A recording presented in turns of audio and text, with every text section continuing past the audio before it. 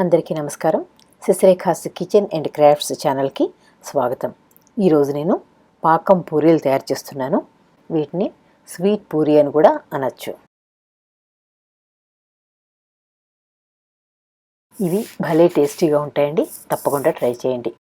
ఈ పాకం పూరీలు తయారు చేయడానికి నేను 1 కప్పు గోధుమ పిండి తీసుకుంటున్నాను. మీరు మైదా పిండి అయినా వాడచ్చు కావాలనుకుంటే. ఈ గోధుమ పిండిలోకి ఒక చిన్న చిటికెడు సాల్ట్, ఆ తర్వాత ఒక చిన్న చిటికెడు బేకింగ్ సోడా వేస్తున్నాను. బేకింగ్ సోడా వేయకపోయినా కూడా నిజానికి బాగానే వస్తాయి అనుకోండి. ఈ రెండు గోధుమ పిండిలో బాగా కలిసేలాగా ఒకసారి చేత్తో కలిపేయండి.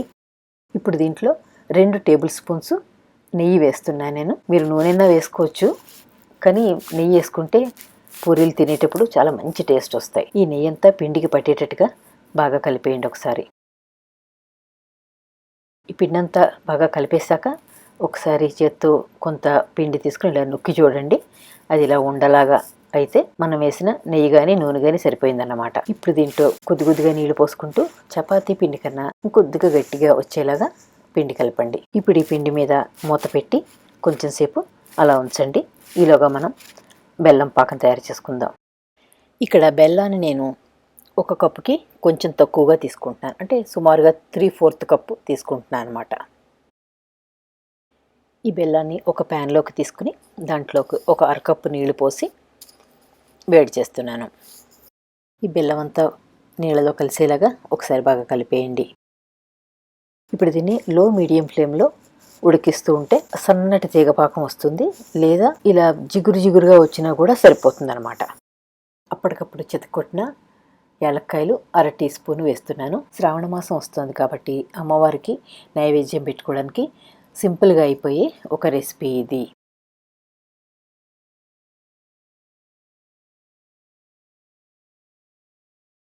పాకం ఇలా బాగా బుడగలుగా వస్తున్న టైంలో ఒకసారి కొద్దిగా పాకాన్ని తీసుకుని 2 వేళ్ల మధ్యలో పెట్టి ఇలా నలిపి చూస్తే సన్నటి తీగ పాకం వస్తుంది, లేదా బాగా జిగురుగా వచ్చినా కూడా సరిపోతుంది. అప్పుడు స్టవ్ ఆఫ్ చేసేసి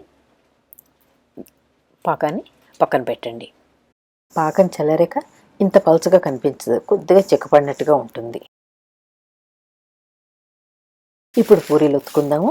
ఈ పిండి ఒక పావు గంట నుంచి నానుతోంది కదా, దీన్ని తీసుకుని ఒకసారి మళ్ళీ బాగా కలిపేసి దీన్ని చిన్న ఉండలుగా చేసి ప్రతి ఉండని 2 చేతుల మధ్య పెట్టి గట్టిగా ఇలా నొక్కి రౌండ్గా చేసి దాన్ని ఇలా దగ్గరికి నొక్కితే ఇలా బిళ్ళలా అవుతాయి. వాటిని పక్క నుంచి ఒక్కొక్కటి తీసుకుని పిండి చల్లుకుంటూ వాటిని వీలైనంత పలచగా ఒత్తండి.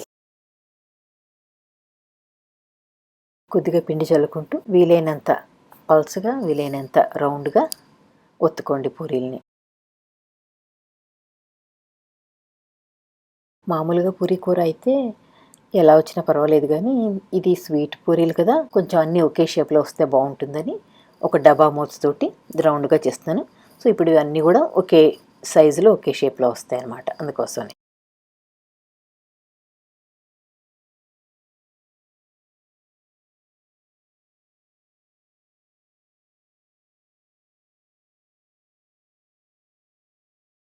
ఇక్కడ చూడండి, పూరీలన్నీ ఒకే సైజులో పల్చగా ఒత్తేసుకున్నాను. ఇప్పుడు డీప్ ఫ్రై చేయడానికి నూనె కూడా పెట్టేశాను.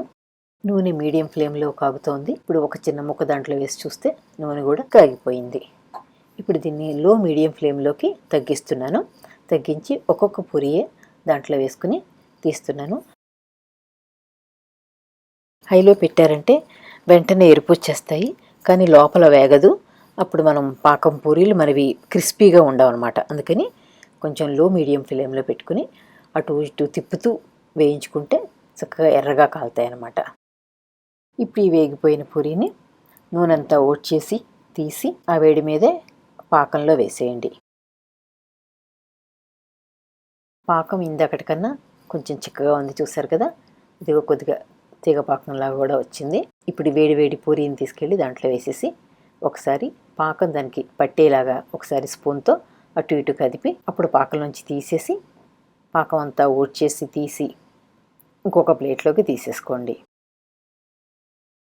ఇద్దరు ఉంటే కనుక ఒకళ్ళు వేయిస్తుంటే పూరీలు తీస్తుంటే ఒకళ్ళు పాకంలో వేసి తీస్తుంటే ఈజీగా ఉంటుంది. కానీ ఒకళ్ళే చేసుకున్నప్పుడు ఇలా ఒక్కొక్క పూరి అయిన తర్వాత నేను దాంట్లో వేసి ఇలా తీయడం కొంచెం టైం వేస్ట్ అయినట్టుగా అనిపించింది. అలాంటప్పుడు మీరు ఏం చేయొచ్చు అంటే పూరీలన్నీ ఒత్తేసుకుని అప్పుడు ఒక్కొక్క పూరీని పాకంలో ముంచి తీసేసినా కూడా బాగానే వస్తుంది. సో మీరు చూసుకుంటూ ఎలా వీలైతే అలా చేసుకోండి.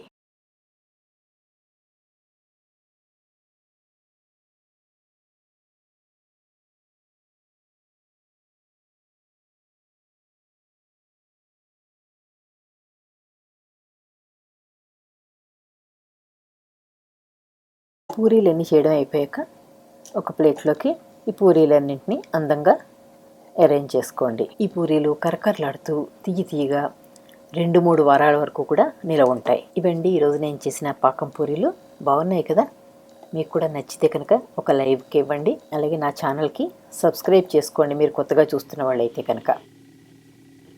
నా ఫేస్బుక్ లైక్ చేయడం కూడా మర్చిపోకండి.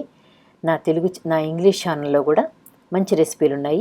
వాటిని కూడా ఒకసారి విజిట్ చేసి మీకు నచ్చిన రెసిపీలని ట్రై చేసి అది ఎలా వచ్చిందో కూడా మాకు ఫీడ్బ్యాక్ ఇవ్వండి. ఈ పూరీలు ఎలా వచ్చాయో కూడా చెప్పడం మర్చిపోకండి.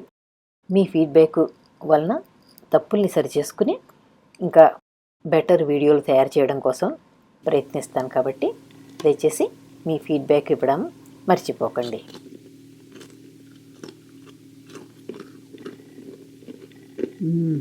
మళ్ళీ కలుద్దాం మరొక మంచి వీడియోలో. అంతవరకు హ్యాపీ కుకింగ్.